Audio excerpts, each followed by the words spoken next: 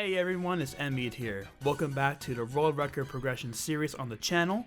We are reviewing all the world records in March 2019, 12 in total on 8 unique tracks. A lot of awesome improvements, a lot of awesome comparisons. Let's get right into it.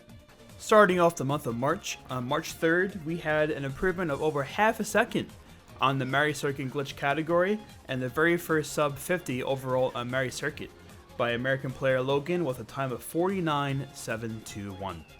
Now, the activity on this category of Mario Circuit has been absolutely booming for the past couple of months. Ever since they stopped doing the no-stop shroom on laps 2 and 3, and instead they're doing the left-handed shroom all 3 laps. As I've analyzed in the past couple of months ever since the strategy has changed here, the 2 major spots to look for in terms of improvement with these runs is going to be how fast they're getting into the grass and pulling off that shroom, and also how bad or how good the recovery is. At least from my perspective, this record is looking really good now at this point. The shrooms are pulled off really fast, and the recoveries have been great all 3 laps as well. Congrats on your improvement, Logan. Next, we had 2 improvements on DSS Hills on the no shortcut category. Starting off, British player Liam reclaimed the world record from American player Paul with a time of 1:34.721. Just 8 days later, on March 16th, American player Sosis gets the world record on this track for the very first time, beating the previous world record with a time of 1:34.700. Right now on the screen, you're watching the comparison between Liam's record and Sosis's record, and this comparison really blew me away for several parts of their runs. Liam got the wheelie cut 2 times in this run, and Sosis didn't get any in this run, and you can see how much it saves with this comparison on both flaps here. It's my estimate that Liam lost almost 0.1, I think that's a fair conservative estimate here, at the very end. He missed his wheelie initially and he went way off to the left, and Sosis had an alignment all the way on the right hand side. This last turn, even in my experience just time trialing and playing it online, has always been very treacherous, and it's a lot more bouncy than you can really realize. It's been really fun to see the activity on this track for the past couple of months. Now we have 3 people who have held the world record as of the recent couple of months, and I'm sure this track is going to go down even further with all 3 of these players playing the track. Congrats to both Liam and Sosis on your improvements. So this next record we're about to review completely floored me. It was a complete surprise, and I'm smiling right now because in last month's video, if you haven't watched it, it's linked in the description below. I mentioned the current longest standing world record in the game is Leaf's Ghost Valley 2 world record from 2015. Well, on the same day of the video upload, Leaf himself actually improved his record with a time of 50.862 on March 10th. This now means that there are no longer any world records from 2015. All world records currently standing have been set from 2017 and onward to the present day. Leaf's old world record of 51.319 stood for 1,353 days. I found out some information from Leaf regarding his improvements on this track, and Leaf said the main catalyst for him coming back here to try and improve the track is actually Justin's improvement of a 51.6 here fairly recently. He goes on to say the approach that Justin has into the lap 2 shroom, once Leaf tried it out himself, his success rate actually went higher. Combined with fairly random, but he said instead of drifting with the R button, he's now drifting with the B button, and that's helping his runs and his consistency as well. Leaf goes on to mention that ever since 2015, he's always been playing for the most part, it's just been online primarily. But I think it is quite fascinating that I mentioned that this is the longest standing world record last month, and on the very same day, he actually improves it himself. Congrats on your improvement, Leaf, and good luck on the 3 out of 3. We had some more glitch world record activity this month. Now moving on to Coconut Mall, where Breakson improved his own world record twice.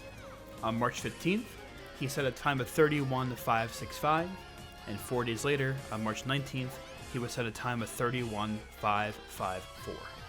You're currently watching a comparison of the former world record of a 31.615 and Breakson's 2 improvements this month. Just to show how optimized this track is now at this point, it really boils down to 2 parts, from my perspective anyway. How fast your entry and recovery is into the parking lot, and how good your clips are off the wall for laps 2 and 3, And I guess a third point is how tight your last turn is before you cross the finish line. You might be wondering why they aren't taking the last turn tighter on lap 3 and just finishing all the way in the parking lot. This all comes down to where the checkpoints lie on the track. Brakeson mentions that he has best splits for a 30.9 and he's still trying to improve a little bit further. So congrats on your improvements and good luck on further improvements. Now moving on to some no glitch activity. This month we also saw a couple improvements on Wario's gold mine. We had 3 improvements this month. American player Vincent would beat his own world record with a time of 1:50.765 on March 16th. Just a few hours later, British player Luke would actually beat Vincent's time with a time of 1:50.736. And on the very next day, Luke would improve a little bit further with a time of 1:50.705. I wanted to highlight a few parts here. First, Luke started using a new strategy. Now at the beginning of lap 2, he's doing a slip drift getting 2 main turbos before going down on the track further.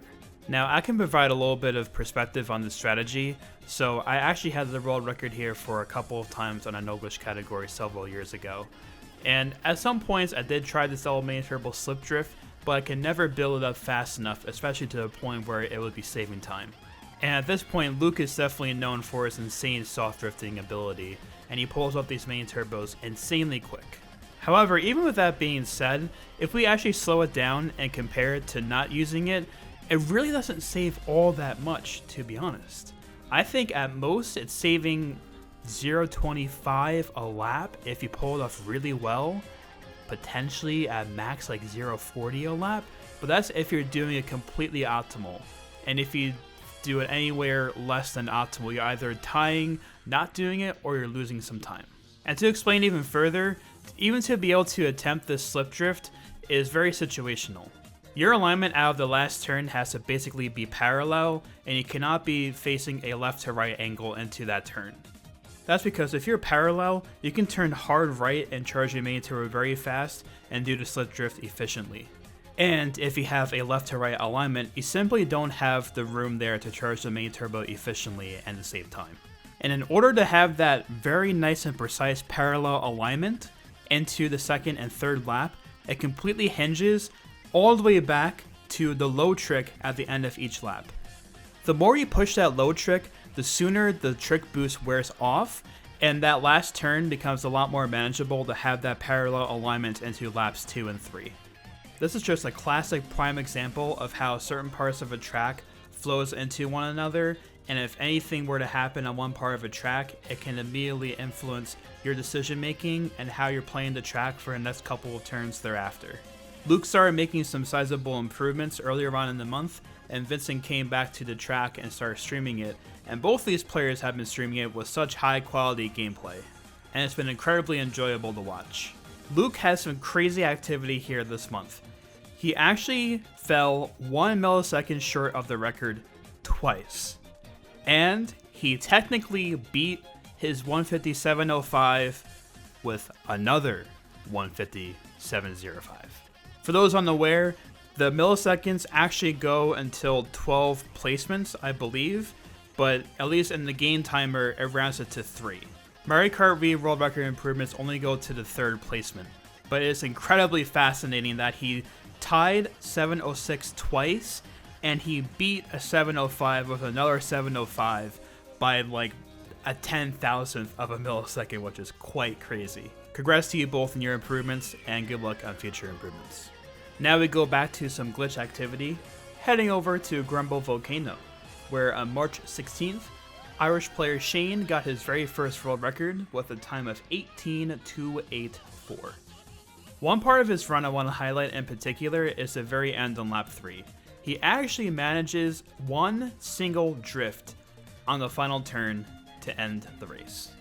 To me, this blows my mind because you have to do that so delicately to where you're not going over where the checkpoint wouldn't register anymore. In this comparison, it definitely saved time over Joshua's time as well. I think a 17 is definitely on the horizon within the next couple of months, I would think at this point. Congrats on your first world record, Shane, and good luck on future improvements. And moving on to the 5th glitch world record improvement this month, we're heading now to Mushroom Gorge for some more Quacker content. American player Bryce reclaimed the world record by American player Idris with a time of 22.399 on March 18th. You're currently looking at a comparison between Idris and Bryce here from Bryce's perspective, and going into each lap, he is almost a second behind, but on lap 3, he clutches an awesome wall ride into the finish line, and this finish just completely blows my mind. It just looks super cool where you're just finishing behind the finish line. How is that not amusing? With previous clarification a couple of months ago, this is called the quintuple, where you're spinning around 5 times and you're not landing back on the ground until you pass the finish line. Bryce has been ridiculously active on this track, and he's fallen short of an improvement many times now, pulling off the quintuple fairly frequently now. At least to me, it looks like a low 21 or a high 20 might be potentially close to a human maximum here, but that is clearly insanely difficult, of course. Congrats on your improvement, Bryce. Finishing off this month, we head back to a no glitch world record improvement, this time on DS Delfino Square. Sword, aka Tom, returns and reclaims the world record from British player Luke, with a time of 2:04.426 on March 30th. Tom returned to this track fairly late in the month, and he made some very quick progress in the time that he spent. I believe I even mentioned this on a couple of months ago when Luke got his improvement. I believe it was in December. Just the caliber of the standard now on this track is just through the roof at this point. Both Tom and Luke pulling off these insane runs with not even getting 5 full chain wheelies is absolutely nuts. And at least personally for me, watching this track played at a high level is insanely satisfying to watch. Major time saves to look for whenever you're watching streams of these players or even world record improvements is going to be a few areas. First off, clearly getting a full chain wheelie, preferably all 5, is going to be saving you the most time more than anything else. Additionally, taking advantage of getting a very low bridge on lap 1 is going to save a considerable amount of time. And at least from Tom's description, this is achieved through hopping as late as possible and then tricking as late as possible as well. And the faster you get to this bridge on lap 1, the lower the bridge actually is because it's currently going up when you get to it, and the lower it is once you're low tricking, your low trick is going to be even lower as well, saving more time. So the faster your pace is before the bridge, the faster your lap is going to be, especially with nailing this low trick as well.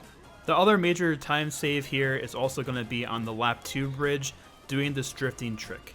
Drifting on almost any trick on any track is going to be saving time, and you can get a lower trick as well if you pull it off the right way.